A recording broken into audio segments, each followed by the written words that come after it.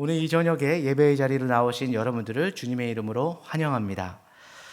한센병의 세계적인 권위자 중에서 폴 브랜드라는 의학 박사님이 계십니다. 이분은 부모님이 인도의 선교사로 계셨기 때문에 인도에서 태어나서 성장을 했습니다. 그러나 나중에 영국과 미국으로 건너가서 의학을 공부하고 나병 환자들을 위해서 평생을 보내신 분입니다. 인도에서 20년 보내셨고 미국에서 30년 사역을 하셨습니다. 그러므로 도합 50년을 나병을 연구하고 치료하는 데 헌신했으니 가히 한센병의 전문가라고 할 수가 있습니다. 한 번은 출장차 미국을 떠나서 영국으로 가셨는데 영국에 도착한 후에 긴 시간의 기차를 타고 여러 지역을 방문하면서 일을 했습니다. 그리고 밤늦게 런던에 있는 호텔에 들어왔습니다. 신발을 벗고 양말 한 짝을 벗었는데 갑자기 발 뒤꿈치에 감각이 없는 겁니다. 보통 사람 같으면 그냥 지나쳤을 법한데 수많은 나병 환자를 치료해본 이분은 직감적으로 뭔가 문제가 있다라고 느꼈습니다. 그래서 핀을 꺼내서 이 바늘을 꺼내서 발의 복숭아뼈 밑에 부분을 찔렀는데 그래도 감각이 없었습니다. 더 깊이 찔러도 아무런 느낌이 없는 것입니다. 나중에는 피가 쏟아져 나왔지만 그래도 감각이 없었습니다. 그때 그는 그 마음에 확신을 합니다. 내가 드디어 올 것이 왔구나. 나병을 많이 고치다 보니까 이제 내가 나병이 걸리게 되었구나. 그 순간부터 그는 잠을 이룰 수가 없었습니다. 자신이 나병 환자가 되었을 때 자기에게 일어날 일들을 생각해 보니까 잠이 오질 않는 겁니다. 몸이 비틀어지고 허물어질 자신의 얼굴을 생각해 보았습니다. 직장에서 쫓겨나고 또 격리되어서 외롭게 살다가 죽어갈 자신의 모습을 생각합니다. 그러니까 잠이 올 리가 없었습니다. 밤새 뒤척이며 눈물을 흘리는 가운데 아침이 찾아왔지만 여전히 마음에는 희망이 없었습니다. 그러다가 이분이 혹시나 하는 마음으로 어젯밤 찔렀던 그 핀을 들고 다시 한번 복숭아뼈 밑에를 한번 푹 찔러 보았습니다. 그랬더니 이번엔 기절할 듯한 아픔이 왔습니다. 하는 아픔이 왔습니다. 그러면서 사실 어제 장시간 동안 기차 여행을 하면서 좁은 자리에 오래 앉아 있었던 탓에 신경의 한 부분이 눌려서 마비가 되어서 통증을 느끼지 못한 것뿐이었는데 나병에 걸렸던 것처럼 착각을 했었던 것입니다. 그때 이 폴 브랜드 박사님이 자지러질 듯한 아픔을 느끼면서 외쳤던 말이 무엇인지 아십니까? 하나님 감사합니다. 아파서 감사합니다. 아파도 감사합니다. 아프게 해주심을 감사합니다. 오 놀라운 이 축복의 아픔이요 라고 고백을 했다고 합니다. 여러분, 때로는 우리 가운데 아픔이 있을 때 우리가 아직도 살아있고 내가 정말 희망이 있고 아픈 것마저도 고통마저도 기쁨으로 느껴질 때가 있을 것입니다. 아플 수 있다는 것이 얼마나 큰 축복인지를, 그에게 고통이 있다는 것이 얼마나 복인지를 깨닫게 되는 귀한 축복의 말씀이었습니다. 이것을 경험한 후에 그분이 쓴 유명한 책 한 권이 있습니다. 필립 얀시와 서로 공조한 책인데요. 더 기프트 오브 페인이라고 하는 바로 우리나라에 소개되기로는 고통이라는 선물이라는 책을 그가 집필하게 되었습니다. 그러나 여러분들이 한 가지 기억해야 될 중요한 사실이 있습니다. 내가 아픔을 느낀다는 것은 내가 살아있다라는 증거가 됩니다. 내가 건강하다라는 증거가 되는 것입니다. 이런 측면에서 아픔과 고통이라는 것은 살아있기 때문에 반드시 겪어야 되는 현실이고 살아있기 때문에 반드시 통과해야 될 삶의 과제이기 때문에 때로는 고통이 있고 막히는 것이 있을지 모르지만 그 순간마저도 소중한 것인 줄 믿으시기 바랍니다. 특별히 여러분과 저는 예수님을 영접하고 예수님을 따르는 제자된 존재들입니다. 오늘날 세상은 크리스천들에 대해서 그다지 우호적이지 않습니다. 심지어는 여러 가지 방법으로 교회를 공격할 때가 있고 아주 적대적으로 비난할 때도 있습니다. 그러나 여러분들은 아무리 세상이 우리를 핍박하고 외면하고 적대시할지라도 우리는 그리스도인답게 행동해야 되고 그렇게 살아야만 되는 것입니다. 세상이 우리를 미워하고 우리를 싫어할지라도 우리는 그 속에서도 참 예수님을 믿는 자가 어떤 자인가를 보여주고 고난 가운데서도 그리스도인답게 살 수 있도록 노력해야 될 것입니다. 그러므로 오늘 저녁에 우리가 물어야 될 질문이 여기 있습니다. 결코 순탄치 않은 이 고통의 인생길 가운데서 정말 적대적인 환경과 고난이 있는 이 삶의 터전에도 불구하고 어떻게 하면 우리는 그리스도인답게 살아갈 수가 있을까? 때로는 고통이 찾아오고 우리에게 어려움이 찾아오지만 우리는 어떻게 반응하면서 살아가야 될 것인가를 우리는 물어봐야 될 것입니다. 오늘 같이 봉독한 본문을 보시면 부조리하고 암담한 현실에도 불구하고 참된 믿음을 가졌기 때문에 오히려 축복의 기회를 만들었던 다니엘의 이야기가 소개되고 있습니다. 오늘 읽지 않았지만 1절부터 13절까지를 보시면 오늘 본문에 사건이 벌어지게 된 이 사건의 배경이 잘 소개되어져 있습니다. 먼저 1절 말씀 제가 읽어드리겠습니다. 느부갓네살이 다스린 지 2년 되는 해에 느부갓네살이 꿈을 꾸고 그로 말미암아 마음이 번민하여 잠을 이루지 못한지라. 바벨론 왕 이 느부갓네살이 꿈을 꾸긴 꿨는데 꿈이 생각나지 않았습니다. 꾸긴 꿨는데 뭔가 찜찜하고 굉장히 불길한 꿈을 꿨습니다. 그런데 이 꿈의 내용이 엄청나게 충격적이었던 것 같습니다. 그래서 그가 번민하여 잠을 이루지 못했다라고 나와 있습니다. 그래서 2절 말씀을 보시면 갈대의 지역에 있는 모든 지혜자들을 다 총동원시켰습니다. 박수들을 모으고 술객들을 모으고 그리고 점쟁이들을 모으고 술사들을 모았습니다. 마술사와 그런 학자들을 다 모은 것이죠. 바벨론을 대표하고 있는 세상적인 지혜자들을 다 모았습니다. 한마디로 말하면 용하다는 사람들은 다 끌어모은 것입니다. 그리고 불러다 모아놓고서는 자신의 꿈과 그 뜻을 해몽해달라고 요청하고 있는 것입니다. 그랬더니 4절 말씀 한번 읽겠습니다. 갈대아 술사들이 아람말로 왕에게 말하되 왕이여 만수무강하옵소서. 왕께서 그 꿈을 종들에게 이르시면 우리가 해석하여 드리겠나이다 하는지라. 아멘. 이게 너무나 당연한 반응 아니겠습니까? 이게 좋은 것인지 나쁜 것인지 꿈의 내용을 말해줘야지 알 수 있는 것인데 그 내용 자체를 왕이 말해주지 아니하니 꿈을 해석할 방법이 없었습니다. 그럼에도 불구하고 5절을 보시면 이 느부갓네살이 다음과 같은 조치를 내립니다. 5절입니다. 왕이 갈대인들에게 대답하여 이르되 내가 명령을 내렸나니 너희가 만일 꿈과 그 해석을 내게 알리지 아니하면 너희 몸을 쪼갤 것이며 너희의 집을 거름더미로 만들 것이요 라고 말하고 있습니다. 여러분, 이게 말이 되는 것일까요? 본인도 기억하지 못하는 꿈을 어떻게 다른 사람이 해석할 수가 있겠습니까?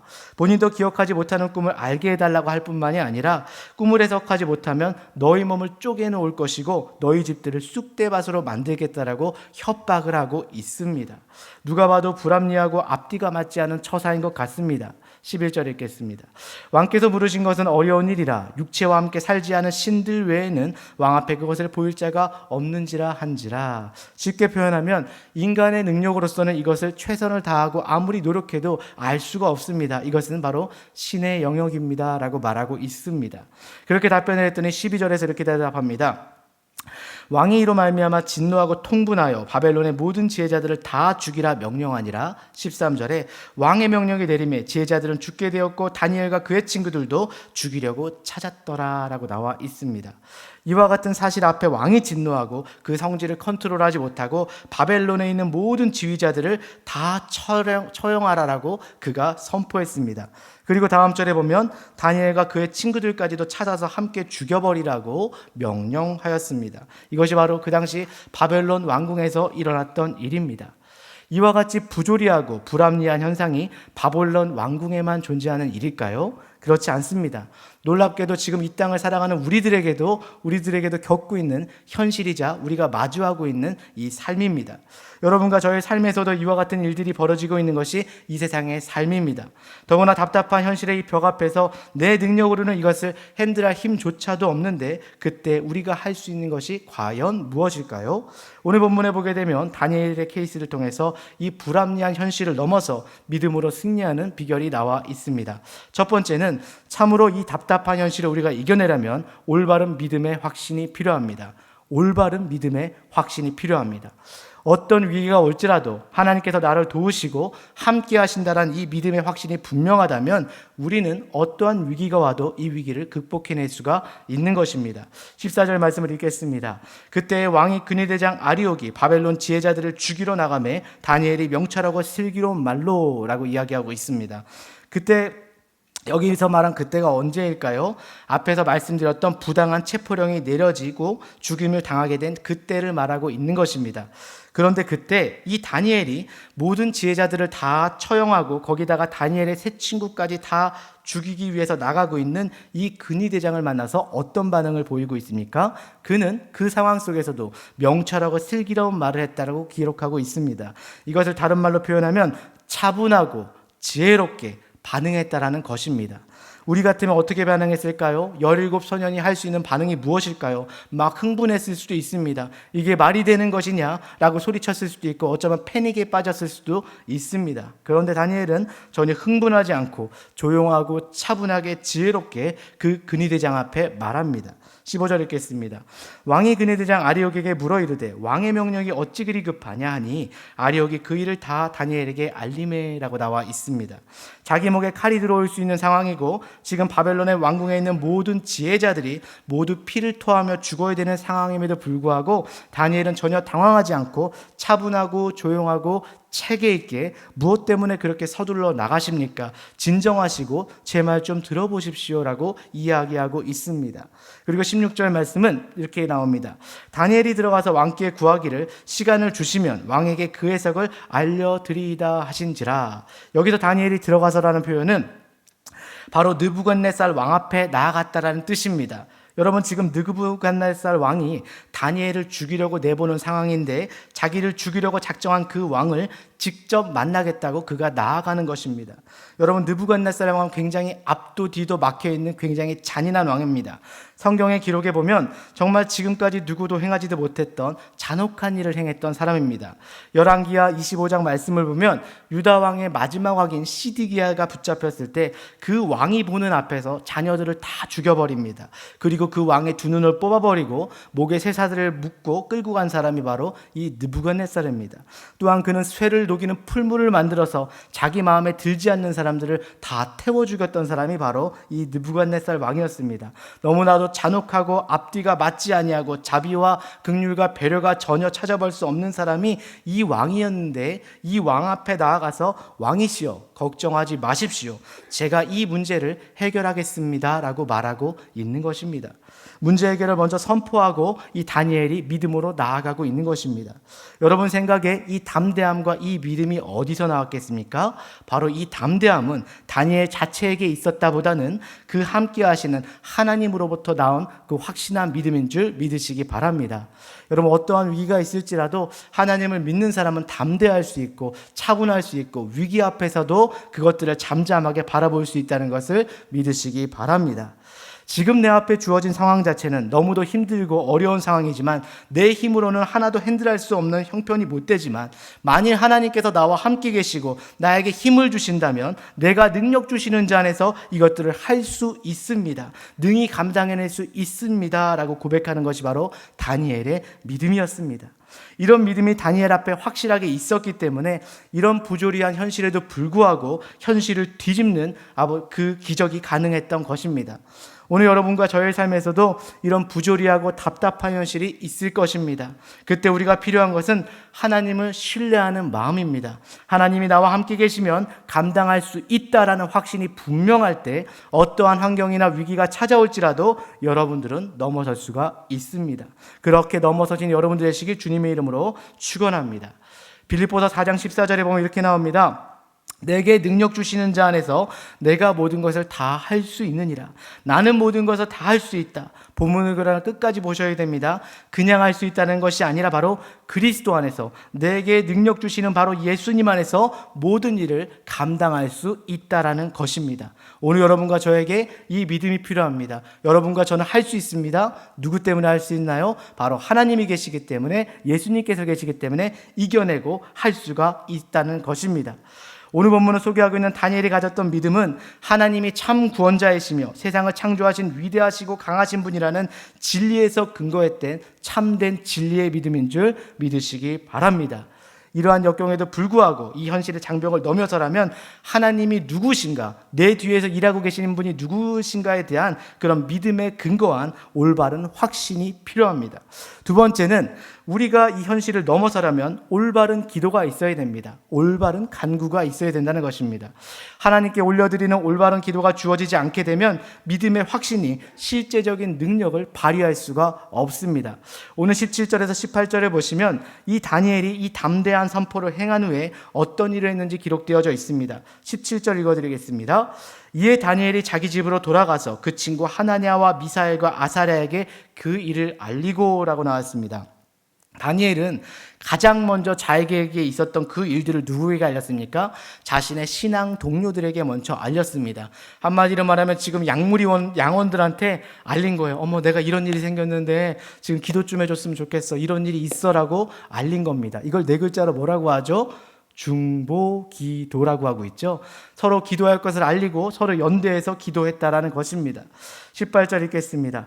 하늘에 계신 하나님이 이 임마리한 일에 대하여 불쌍히 여기사 다니엘과 친구들이 바벨론의 다른 지혜자들과 함께 죽임을 당하지 않게 하시기를 그들로 하여금 구하게 하니라. 자, 이 어려운 위기 상황과 현실을 알린 후에 기도해달라고 부탁하고 있는 것입니다. 바로 중보 기도해달라고 부탁하고 있습니다. 여러분, 삶 가운데 문제가 생겼을 때 함께 기도할 수 있는, 그런 연대할 수 있는 동지들이 분명히 필요합니다. 삶 가운데 문제가 생기면 여러분들은 어디서 문제를 해결하십니까? 전문가들을 찾아가십니까? 변호사를 찾아가십니까? 혹시 재판소에 가지고 가서 그것들을 고소하고 때로는 문제를 그렇게 알리고 있습니까? 그런다고 문제는 풀리지가 않습니다. 그 문제를 기도의 방으로 하나님 앞에 가져가시길 바랍니다. 기도의 용사들과 하나님의 보좌를 붙잡으실 때 그때 하늘 문이 열리고 하나님만이 해줄 수 있는 해법이 여러분들 가운데 임하게 되는 것입니다.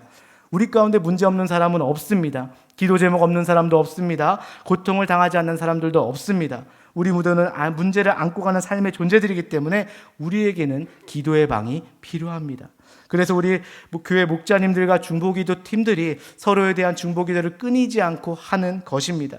중보기도란 가슴에 응어리진 모든 문제들을 가지고 그 가정의 문제들과 진로와 학업과 군대의 문제들, 우리 민족과 교회의 모든 문제들을 안고 하나님께 간절히 부르짖는 것입니다. 그때 하나님께서 하늘문을 여시고 새로운 기적을 보여주실 줄 믿습니다. 여러분, 문제가 있습니까? 기도의 방으로 가져가십시오.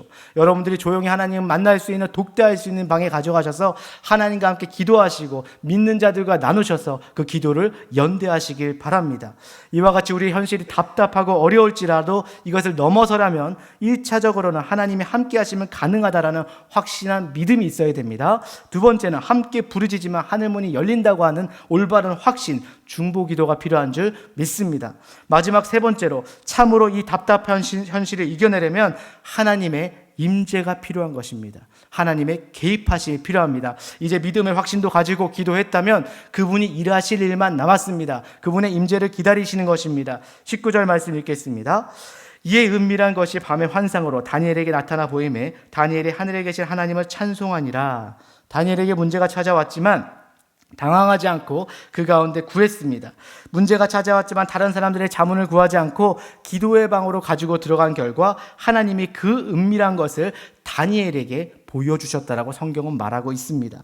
여기로서 말하는 은밀한 것이 무엇입니까? 느부갓네살이 자신이 꾸고도 잊어버렸던 그 꿈을 말하는 것입니다. 본인이 보았음에도 기억나지 않는 그 은밀한 꿈을, 그것을 다니엘에게 하나님께서 보여주셨다라는 것입니다. 믿음의 확신을 가지고 기도하고 정말 중보기도했을 때 하나님께서 임재하셔서 개입하시고 역사하신 줄 믿으시기 바랍니다. 다니엘은 이것을 봄으로 말미암아 부조리하고 부당한 왕국의 현실을 해결했을 뿐만 아니라 이것을 계기로 바벨론 왕국의 가장 위대한 사람으로 등극하게 되는 그런 가장 큰 영향을 끼치는 사람으로 거듭나게 됩니다. 그 꿈을 통해 앞으로 다가올 바벨론과 페르시아의 운명과 그 뒤에 이어질 그리스와 로마의 운명까지 쫙 다 세계의 역사의 그림을 하나님께서 다니엘에게 다 보여주셨습니다. 여러분, 그렇습니다. 여러분 삶 속에서 여러 가지 어려운 현실들이, 문제들이 있을 것입니다. 그러나 어떠한 현실이 주어지든지 기도하면 하나님께서 임재하시고 개입하실 줄 믿으시기 바랍니다. 하나님이 개입하시면 분명히 그 문제는 풀리게 되어 있습니다. 왜냐하면 하나님의 능력 가운데 그분이 잡고 계시고 그분의 모든 전지하신 능력이 있기 때문입니다. 20절 말씀을 보시면 다니엘이 말하여 이르되 영원부터 영원까지 하나님의 이름을 찬송할 것은 지혜와 능력이 그에게 있음이라. 20절부터 23절까지는 다니엘의 이 서에서 말하는 핵심이 들어가 있습니다. 지혜와 능력을 가지신 하나님, 그 모든 것을 아시고 모든 것을 가능케 하시는 전지전능하신 하나님이 계시기 때문에, 그분이 붙들고 계시기 때문에 모든 문제가 가능하다라는 것입니다. 21절 읽겠습니다. 그는 때와 계절을 바꾸시며 왕들을 폐하시고 왕들을 세우시며 지혜자에게 지혜를 주시고 총명한 자에게 지식을 주시는도다. 때와 계절을 바꾸시고 왕들을 폐하시고 왕을 세우시는 하나님, 이것은 바로 절대 주권자이신 하나님을 높여드리고 있는 것입니다.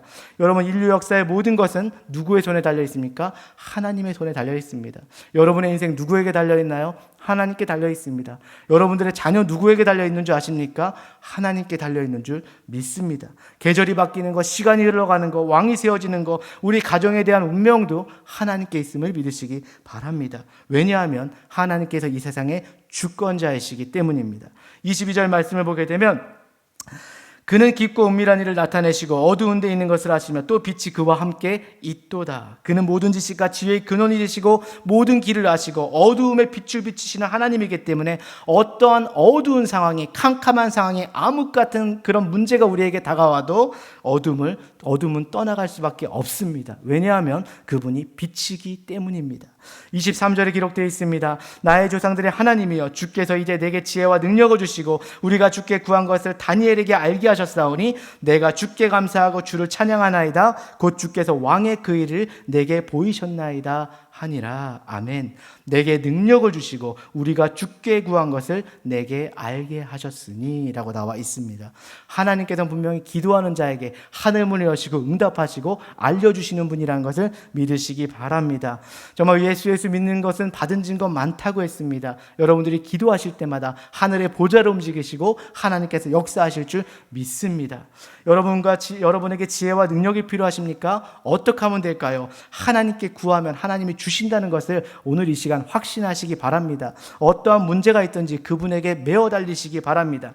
야고보서 1장 5절에 하나님께서 말씀하셨습니다. 너희 중에 누구든지 지혜가 부족하거든 모든 사람에게 후히 주시고 꾸짖지 아니하시는 하나님께 구하라. 그리하면 주시리라. 갈 바를 알지 못할 때, 결정을 내리지 못할 때, 어떻게 선택하며 좌절하고 어디로 갈지 못할 때 하나님께 기도하면 그분이 지혜 가운데 알려주실 것입니다. 이미 우리 안에 계신 성령님을 통해서 기름 부어주실 것이고 모든 권세를 행사할 수 있는 힘을 허락해 주시고 위기가 기회가 되고 문제가 축제가 되는 하나님 사이즈의 기적을 맛보게 하실 것입니다. 여러분, 하나님께서 동행하시기만 한다면, 여러분들이 하나님과 함께 하시기만 한다면 감당하지 못할 현실은 존재하지 않습니다. 이길 수 있고 극복할 수 있고 현실을 뒤집어 축복이 되게 할 수 있습니다. 제임스 얼윈이라는 비행사의 이야기입니다. 우주비행사입니다. 이분은 아폴로 15호를 타고 달나라를 갔던 우주비행사입니다. 이 제임스 얼윈이 1972년도에 한국을 방문했습니다. 우리나라가 굉장히 뜨겁고 이 여의도에서 굉장히 부흥이 일어날 때였죠. 다음과 같은 간증을 하였습니다. 이 제임스 얼윈 일행이 우주에서 임무를 마치고 지구에 귀환을 하고 있었습니다. 대기권을 통과해서 지상으로 내려오고 있는데 엄청난 마찰열을 받고 내려오고 있었습니다. 이 우주선이 안전하게 착륙을 하려면 낙하산이 3개가 펴져야 됩니다. 모두 3개의 낙하산이 일제히 펴져야 되는데 그래야지 속도와 균형이 유지돼서 안전하게 착륙할 수가 있는 것입니다. 그런데 귀환하는 이 우주선에서 2개밖에 펴지지 않은 것입니다. 3개가 펴져야 되는데 공식과 그래야지 오차범위 하강 속도가 그래야지 적당한데 2개밖에 펴지지 않았다는 말은 아주 급하게 강화하고 대기권을 아주 급하게 내려오게 된다는 것입니다. 그렇게 되었을 때 땅이나 바다에 떨어질지라도 엄청난 이 하강 속도로 인해서 우주선을 타고 있는 사람들은 내려올지 모르지만 다 죽을 수밖에 없는 운명이었습니다.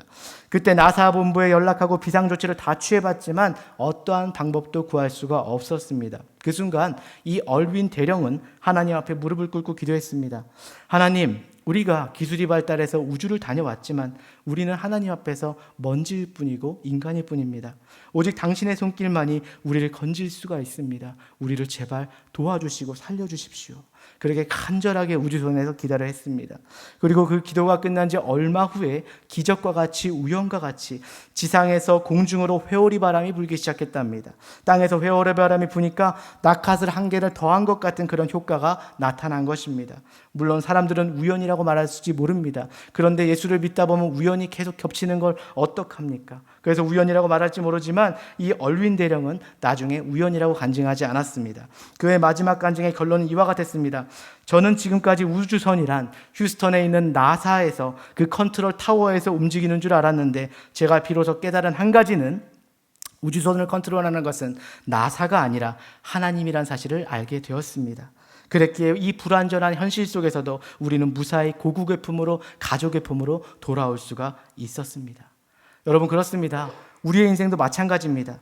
여러분의 인생의 컨트롤 타워는 나사가 아닙니다. 과학기술도 아닙니다. 위대한 조직이나 어떠한 권력단체도 아닙니다. 하나님이 여러분의 인생의 컨트롤 타워가 된다는 것을 믿으시기 바랍니다.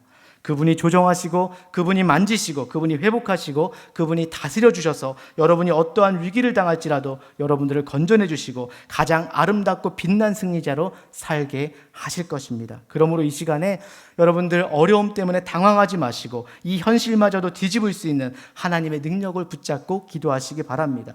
하나님, 이 어두운 현실이 변해서 축복이 되게 해주십시오. 내가 해결할 수 없는 이 인생의 문제들 하나님께서 다스려 주셔서 이 문제가 해결되게 하시고 한 걸음 더 나아가서 하나님의 큰 영광의 복음의 기회가 되게 해달라고 오늘 이와 같은 고백으로 하나님의 은혜의 보좌를 붙잡고 기도하시기 바랍니다. 때에 따라 돕는 은혜로 반드시 주님께서 여러분 가정 가운데, 자녀 가운데, 여러분 개인 인생 가운데, 교회 가운데 역사해 주실 것입니다. 우리 그런 주님을 붙잡고 우리 주여 한번 부르짖고 기도하겠습니다.